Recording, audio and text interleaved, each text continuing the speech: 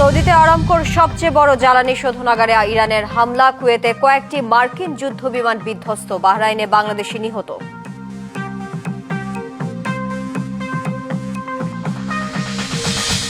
ইরানের মৃত্যু ছাড়ালো 550, যুদ্ধ চলতে পারে 4 সপ্তাহ। নতুন নেতৃত্বের সাথে আলোচনাও করতে চান ট্রাম্প, তেহরানের নাকচ।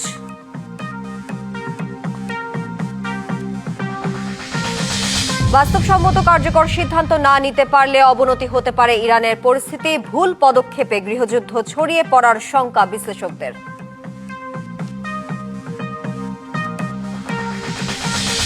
মধ্যপ্রাচ্যগামী ফ্লাইট সংকটের জট খুলছে ধীরে ধীরে। যাদের ভিসার মেয়াদ শেষ হয়ে যাবে তাদের বিষয়ে সর্বোচ্চ সহায়তা দেবে সরকার, সেল গঠন। সাশ্রয়ী হিসেবে মনোরেলের সম্ভাব্যতা যাচাইয়ের নির্দেশ প্রধানমন্ত্রীর। নারীর জন্য 6 মাসের মধ্যেই বিদ্যুৎ চালিত বাসের পরিকল্পনা। এবং 12ই মার্চ ত্রয়োদশ সংসদের প্রথম অধিবেশনে ভাষণ দেবেন রাষ্ট্রপতি। জামায়াতকে ডেপুটি স্পিকারের নাম দেওয়ার প্রস্তাব বিএনপির। স্বাগত ডিবিসি সংবাদে, দেখছিলেন মার্কেন্টাইল ব্যাংক সংবাদ শিরোনাম। এবারে জানাবো খবরের বিস্তারিত, সাথে আছি তানিয়া হারুন। সৌদি আরবের আরামকোর সবচেয়ে বড় তেল শোধনাগারে ড্রোন হামলা চালিয়েছে ইরান। এতে শোধনাগারটির কার্যক্রম বন্ধ রয়েছে। শনিবার ইরানে যুক্তরাষ্ট্র ও ইসরায়েলের যৌথ অভিযানের পর হামলা পাল্টা হামলা চলছেই। সৌদি আরবের রাষ্ট্রায়ত্ত তেল কোম্পানি সৌদি আরামকোর অধীন রাস তানুরাতে হামলা চালিয়েছে ইরান। সামাজিক যোগাযোগ মাধ্যমে ভাইরাল হওয়া ভিডিওগুলোতে দাবি করা হয়েছে রাস তানুরা লক্ষ্য করে ড্রোন হামলা চালিয়েছে ইরান। তবে সৌদি আরবের পক্ষ থেকে এখনও এই ব্যাপারে আনুষ্ঠানিকভাবে কিছু বলা হয়নি। লেবাননে ভয়াবহ বিমান হামলা চালিয়েছে ইসরায়েল। এতে অন্তত 31 জন নিহত হয়েছেন। লেবাননের জাতীয় সংবাদ সংস্থার প্রতিবেদন অনুযায়ী রাজধানী বৈরুতের দক্ষিণাঞ্চলে ইসরায়েলি হামলার ঘটনা ঘটে। এদিকে ইরানি ক্ষেপণাস্ত্র হামলায় বাহরাইন প্রবাসী এক বাংলাদেশি নিহত হয়েছেন, আহত হয়েছে 2 জন। অন্যদিকে ইরানের হামলায় সকালে কুয়েতে কয়েকটি মার্কিন যুদ্ধবিমান বিধ্বস্ত হয়েছে বলে জানিয়েছে রয়টার্স। তবে এসব যুদ্ধবিমানের আরোহীরা জীবিত আছেন। কুয়েতের প্রতিরক্ষা মন্ত্রণালয় এই তথ্য নিশ্চিত করেছে। অন্যদিকে সাইপ্রাসের যুক্তরাজ্যের সামরিক ঘাঁটিতে ড্রোন হামলা চালিয়েছে ইরান।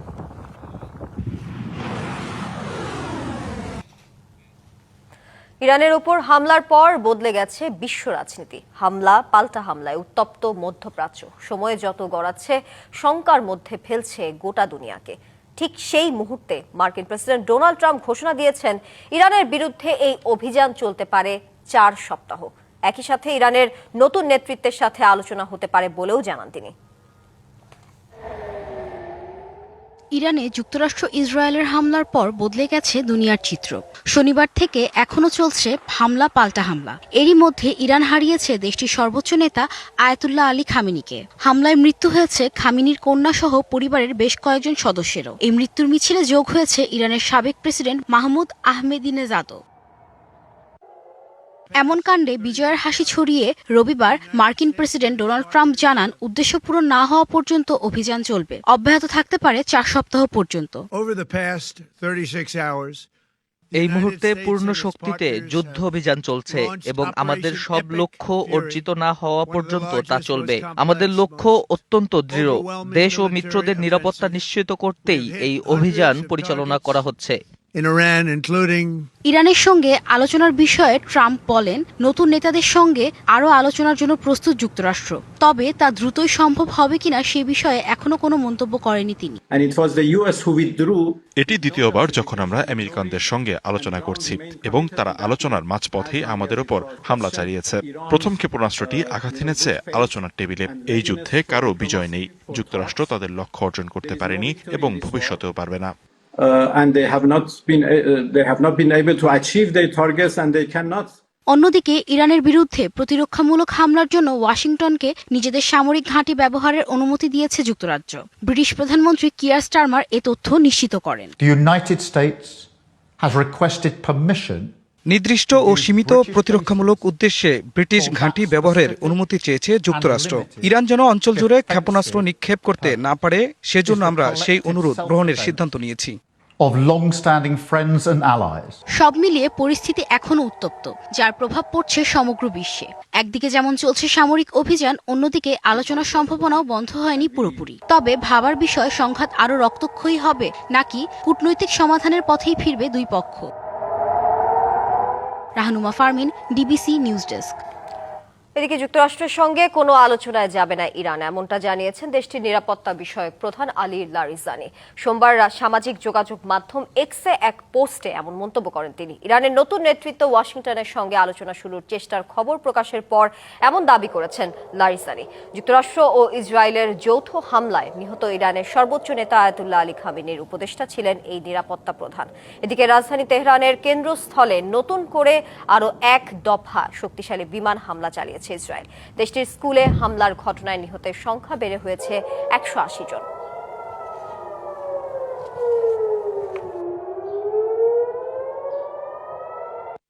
যুক্তরাষ্ট্রের সাথে যুদ্ধ দীর্ঘস্থায়ী হলে কিংবা বাস্তবসম্মত সিদ্ধান্ত না নিতে পারলে আরও অবনতি হতে পারে ইরানের পরিস্থিতি।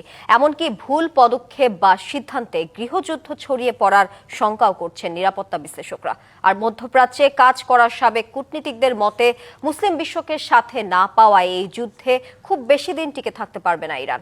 তবে যুদ্ধ নিয়ে বাংলাদেশের অবস্থান প্রকাশে সতর্কতার পরামর্শ তাদের।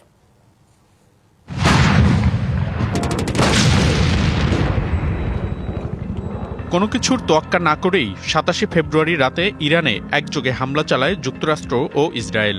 ইরানও পাল্টা হামলা চালায় ইসরায়েলে।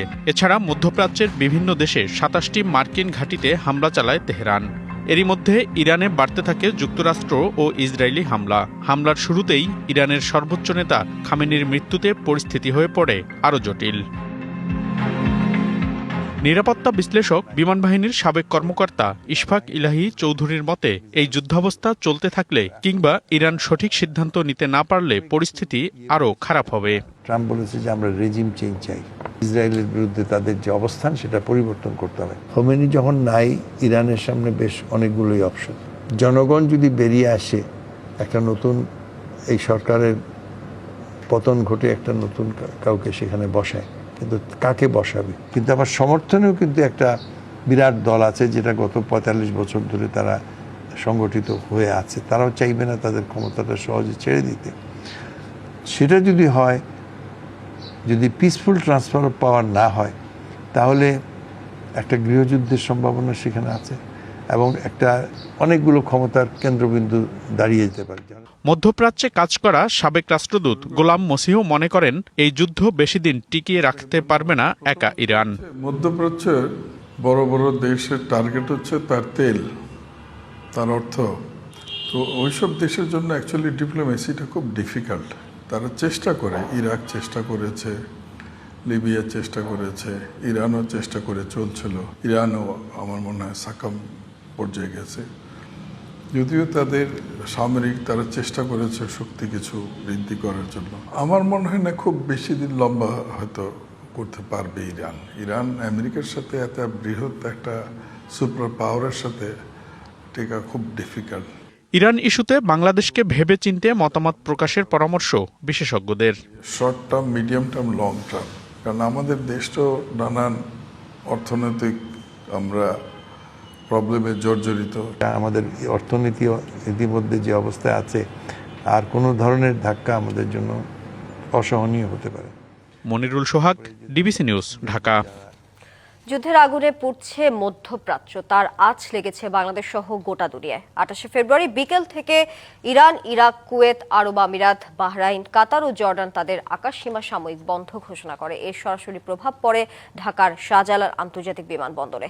গেল 2 দিনে 102টি ফ্লাইট বাতিল হওয়ায় বিপাকে শত শত যাত্রী। তবে মধ্যপ্রাচ্যগামী কয়েকটি ফ্লাইট চালু হওয়ায় সংকট কিছুটা কাটতে শুরু করেছে।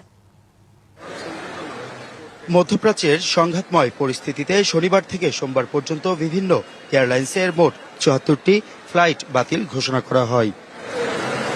এর মধ্যে শনিবার 23টি, রবিবার 40টি এবং সোমবার 11টি ফ্লাইট বাতিল করা হয়। এতে চরম ভোগান্তিতে পড়েন যাত্রীরা। বাতিল হওয়া ফ্লাইটের যাত্রীরা অনেকেই নিজ বাড়িতে চলে যান বন্ধ ঘোষণা জানার পর। অনেকেই আশ্রয় নেন বিভিন্ন হোটেল কিংবা আত্মীয় স্বজনের বাসায়। তবে সরকারের সহযোগিতার ঘোষণা আসলেও সেই সহযোগিতা পায়নি বলেও জানান কেউ কেউ। নিউজে শুনতে পারছি 850 জনের জন্য থাকা খানার ব্যবস্থা করেছে, কিন্তু আমার নজরে আসেনি, সেই সুবিধা আমি পাইনি। এখন হয়তোবা করছে, সেটা আমার দৃষ্টির আড়ালে, সেটা আমি জানি না। তবে সোমবার সকাল থেকে বিদেশগামী কয়েকটি ফ্লাইট চালু হলে কিছুটা সংকট কেটেছে বলে জানান যাত্রীরা। আমার টিকিট ছিল 28 তারিখ সন্ধ্যা 6:45, তো ওইটা ক্যান্সেল হয়ে গেছিল।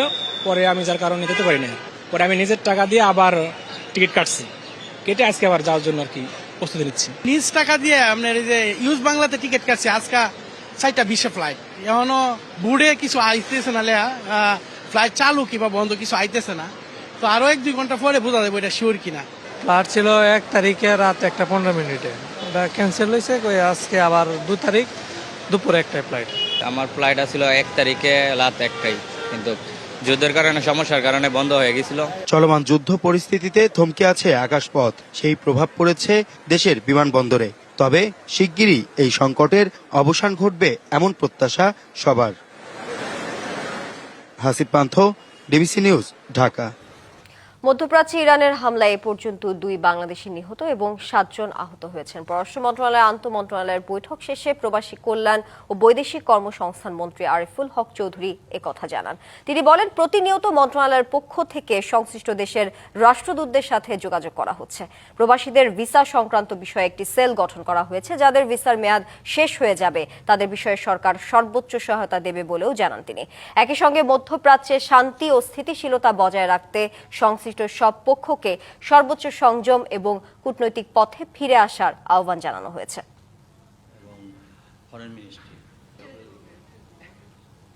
পর্যন্ত 2 জন আমাদের বাংলাদেশি 7 জন আহত হয়েছে। বিচার সংক্রান্ত বিষয়ে আমাদের একটা সেল গঠন করা হয়েছে।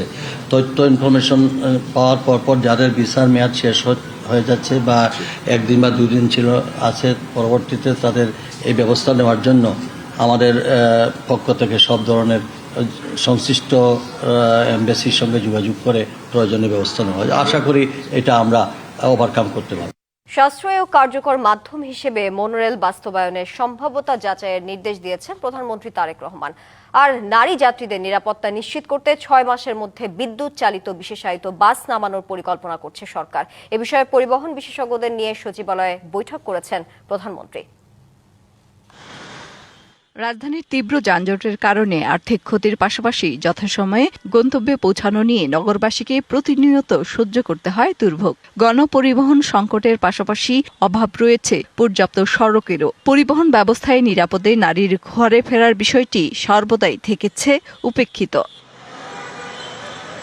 এবার বিএনপি সরকারের 180 দিনের পরিকল্পনায় গুরুত্ব দেয়া হয়েছে রাজধানীর পরিবহন ব্যবস্থার উন্নয়ন ও আধুনিকায়নের বিষয়টি। সোমবার প্রধানমন্ত্রী তারেক রহমান পরিবহন বিশেষজ্ঞদের নিয়ে বৈঠক করেছেন সচিবালয়ে।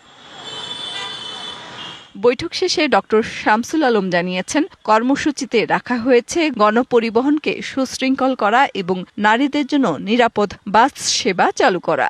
মহিলাদের জন্য আবেদন সৃষ্টিকারী এবং সিকিউর গণপরিবহনের বাস মহিলারাই চালাবে এবং সবচেয়ে বড় আগ্রহটা দেখলাম, খুব ভালো লেগেছে, তিনি ইলেকট্রিফিকেশন বাস দিয়ে আরম্ভ করতে চাচ্ছেন। ঢাকার ঘিঞ্জি ও অপরিকল্পিত বাসাবো, গোড়ান, মাদারটেক ও পুরান ঢাকার মতো এলাকার জন্য মেট্রো রেলের পাশাপাশি লাইট রেল, মনোরেল সহ সমন্বিত কাঠামো গড়ে তোলার বিষয়ে চিন্তা করছে সরকার। সাশ্রয়ী মূল্যে বেশি মানুষকে দ্রুত, যেমন এলআরটির কথা যখন শুনলেন, যেহেতু এটা একটা লাইট হবে, উনি দেখলাম এই জিনিসগুলি চাচ্ছে যে না, তাহলে আমরা চাই যে এইটার একটা গণপরিবহনের একটা মেরুদণ্ড তৈরি হোক মেট্রোর মাধ্যমে, কিন্তু তার কমপ্লিমেন্টারি সিস্টেমগুলিও যেন থাকে। ধাপে ধাপে ডিজেল চালিত বাসের পরিবর্তে বিদ্যুৎ চালিত বাসে রূপান্তরিত গণপরিবহন ব্যবস্থা এবং ভবিষ্যৎ উপযোগী পরিবহন ব্যবস্থা গড়ে তোলার লক্ষ্য নির্ধারণ করা হয়েছে। গণপরিবহন ব্যবস্থার উন্নয়নে লন্ডনে অবস্থানকালে সেখানকার অভিজ্ঞতা কাজে লাগাতে চান প্রধানমন্ত্রী। মেহের মনি, ডিবিসি নিউজ, ঢাকা। আগামী 12ই মার্চ জাতীয় সংসদে প্রথম অধিবেশনে রাষ্ট্রপতি সংবিধান অনুযায়ী ভাষণ দেবেন। সচিবালয় গণমাধ্যমকে স্বরাষ্ট্রমন্ত্রী সালাউদ্দিন আহমদ এমন তথ্য দিয়েছেন। এছাড়া জুলাই সনদের প্রতি শ্রদ্ধা জানিয়ে সংসদের ডেপুটি স্পিকার হিসেবে একজনের নাম দেওয়ার জন্য জামায়াতে ইসলামকে প্রস্তাব দেওয়া হয়েছে বলেও জানান। গেল 12ই ফেব্রুয়ারি জাতীয় সংসদ নির্বাচনে একক সংখ্যাগরিষ্ঠতা অর্জন করে বিএনপি। এরপর প্রধানমন্ত্রী তারেক রহমানের নেতৃত্বে সরকার গঠন করা হয়েছে। সরকার গঠনের পরপরই আলোচনায় ছিল সংসদ অধিবেশন। এরই মধ্যে 12ই মার্চ ত্রয়োদশ জাতীয় সংসদের প্রথম অধিবেশন আহ্বান করেছেন রাষ্ট্রপতি। স্বরাষ্ট্রমন্ত্রী জানিয়েছেন, সংবিধান অনুযায়ী প্রথম অধিবেশনেই সংসদে ভাষণ দেবেন রাষ্ট্রপতি। সংসদ গঠিত হলে তার প্রারম্ভিক সেশনে প্রথম দিনে রাষ্ট্রপতি ভাষণ দিবেন।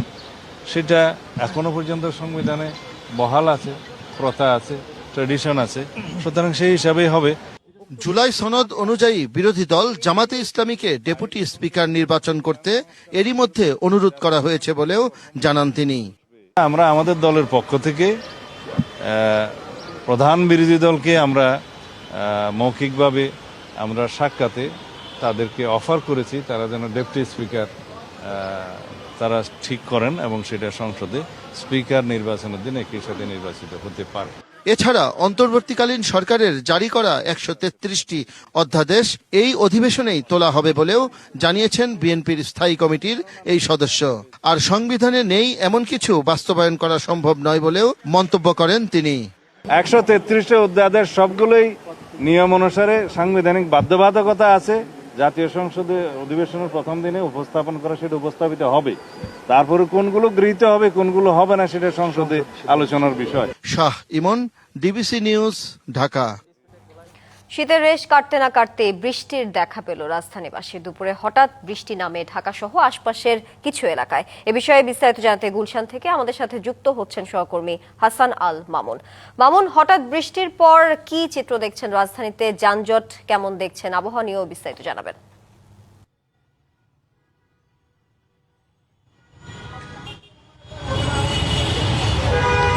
তানি, আপনাকে ধন্যবাদ। যেমনটি বলছিলেন যে শীতের পর কিন্তু প্রথম ঢাকা শহরের এই নগর জুড়ে কিন্তু হঠাৎ বৃষ্টি নেমেছে এবং এই বৃষ্টিতে কিন্তু শীতকালীন যে অস্বাস্থ্যকর ধুলোবালির যে পরিবেশ, সেই পরিবেশ থেকে কিছুটা হলেও নগরবাসী স্বস্তি পেয়েছে বলে মনে হচ্ছে। আমরা এই মুহূর্তে রয়েছি গুলশান একের যেই চিত্র এখন আমরা দেখতে পাচ্ছি, যদি একটু দেখাই দর্শকদেরকে আপনার মাধ্যমে, যে গুলশান একের যেই রাস্তাটি রয়েছে, অর্থাৎ মহাখালী থেকে গুলশান একে যাওয়ার যে রাস্তাটি রয়েছে, সেই রাস্তাটিতে কিন্তু এক ধরনের যানজটের তৈরি হয়েছে এই বৃষ্টির পরপরই। যদিও ইফতারের পূর্ব মুহূর্তে অফিস ছুটি হচ্ছে, তারা বের হচ্ছেন, তবে কিছুটা ভোগান্তি পোহাতে হচ্ছে যারা অফিস থেকে বের হচ্ছেন তাদেরকে। তারা গাড়ি পেতে রাস্তার পাশে কিন্তু দাঁড়িয়ে থেকেও গাড়ির দেখা পাচ্ছেন না যানজটের কারণে। আর গুলশান এক থেকে মহাখালীর দিকে যাওয়ার যে রাস্তাটি রয়েছে, সেই রাস্তাটিতেও কিন্তু একই অবস্থা দেখা যাচ্ছে, যে যানজট কিন্তু অনেকটা বেশি, যেটি অন্যান্য দিনের থেকে একটু বেশি মনে হচ্ছে। বৃষ্টির কারণে হয়তো এই যানজটের চিত্রটি আজকে একটু বেশি দেখা যাচ্ছে এবং এই যানজট আসলে কতক্ষণ নাগাদ ছাড়বে সেটিও এখন দেখার বিষয়। তবে সব মিলিয়ে যদি বলি যে হঠাৎ নগর জুড়ে এই বৃষ্টি মানুষের মধ্যে এক ধরনের স্বস্তির নিঃশ্বাস ফেলেছে। শীতকালের যেই ধুলোবালি, অর্থাৎ ফাগুনের যেই আবহাওয়ার যেই ধুলোবালি, সেই ধুলোবালির কারণেই কিন্তু মানুষের মধ্যে একটি অস্বাস্থ্যকর যে পরিবেশের অবস্থা তৈরি হয়েছিল, সেটি থেকে মানুষ কিন্তু এক ধরনের স্বস্তি পেয়েছেন। তো গুলশান থেকে আমার কাছে এই ছিল সর্বশেষ। তানিয়া। মামুন, আপনাকে ধন্যবাদ যুক্ত থাকার জন্য।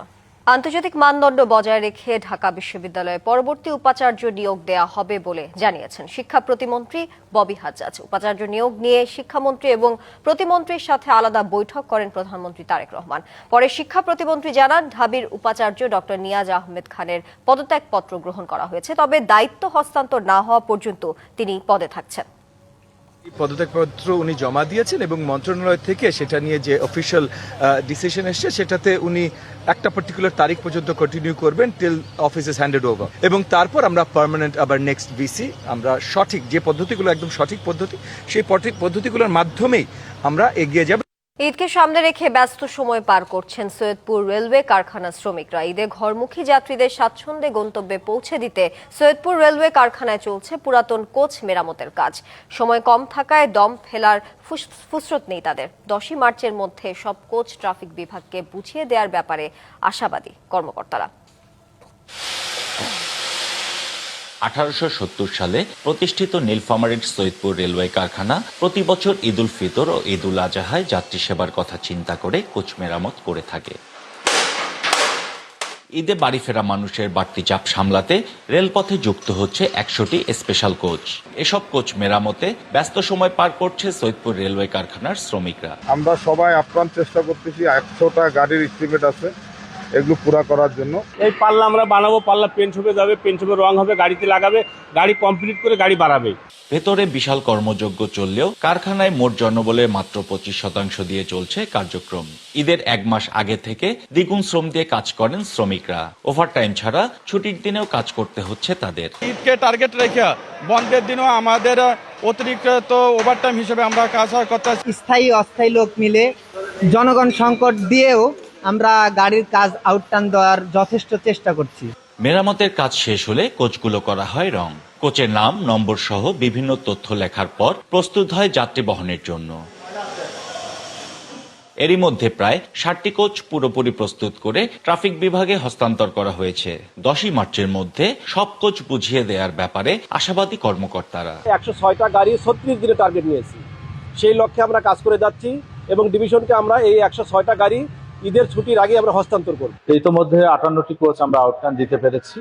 বাকি 42টি কোচ আমরা আগামী 10 কর্মদিবসের মধ্যে আউটটান দিতে পারবো বলে আশা রাখি। প্রতি বছর এসব কোচ দিয়ে পশ্চিমাঞ্চলের বিভিন্ন রুটে স্পেশাল ট্রেন চালানো হয়। এছাড়াও আন্তনগর ট্রেনগুলোতেও কোচ সংযোগ করা হয়। আসন্ন ঈদ উল ফিতর উপলক্ষে আমরা 100টি কোচ আউটটান দেওয়ার প্রোগ্রাম হাতে নিয়েছি, যার মধ্যে 60টি কোচ ইতিমধ্যে বের হয়ে গিয়েছে, বাকি 40টি কোচ আমাদের প্রক্রিয়াধীন আছে বের হওয়ার।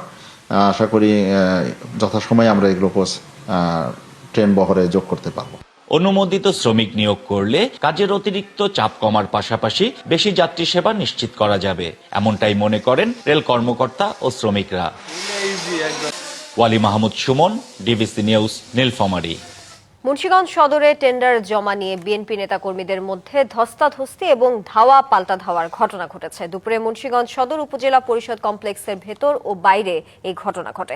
সকাল থেকে উপজেলার 6টি বাজারের ইজারার দরপত্র জমা নেওয়ার কার্যক্রম চলছিল। দুপুরে ধলাগাঁও বাজারের জন্য জেলা ছাত্রদলের সাবেক যুগ্ম সম্পাদক সালাউদ্দিন টুটুলের লোকজন টেন্ডার জমা দিতে যান। এ সময় বিএনপি কর্মী রোমান দেওয়ানের কর্মী বাবু তাদের বাধা দেন। এতে ক্ষিপ্ত হয়ে টুটুলের কর্মীরা তাকে মারধর শুরু করলে দুই গ্রুপ ধস্তাধস্তিতে জড়িয়ে পড়ে। পরে উপস্থিত পুলিশ ও নেতাকর্মীরা পরিস্থিতি নিয়ন্ত্রণে আনে। সাতক্ষীরার শ্যামনগর প্রেস ক্লাবে ঢুকে সভাপতি সামিউল মনিরের ওপর হামলার অভিযোগ উঠেছে যুবদলের নেতাকর্মীদের বিরুদ্ধে। এই ঘটনায় 2 জনকে আটক করা হয়েছে। প্রত্যক্ষদর্শীরা জানান, দুপুরে শ্যামনগর উপজেলা যুবদলের সদস্য সচিব আনোয়ারুল ইসলাম আঙ্গুর, বাবলু, মিজান, মতলেব সহ 25 থেকে 30 জন নেতাকর্মী প্রেস ক্লাব ভবনে ঢুকে সভাপতি সামিউল মনিরের ওপর অতর্কিত হামলা চালান। হামলাকারীরা সভাপতিকে মারতে মারতে প্রেস ক্লাব ভবনের বাইরে নিয়ে যায় এবং ইট, হাতুড়ি সহ দেশীয় অস্ত্র দিয়ে এলোপাতাড়ি মারতে থাকেন।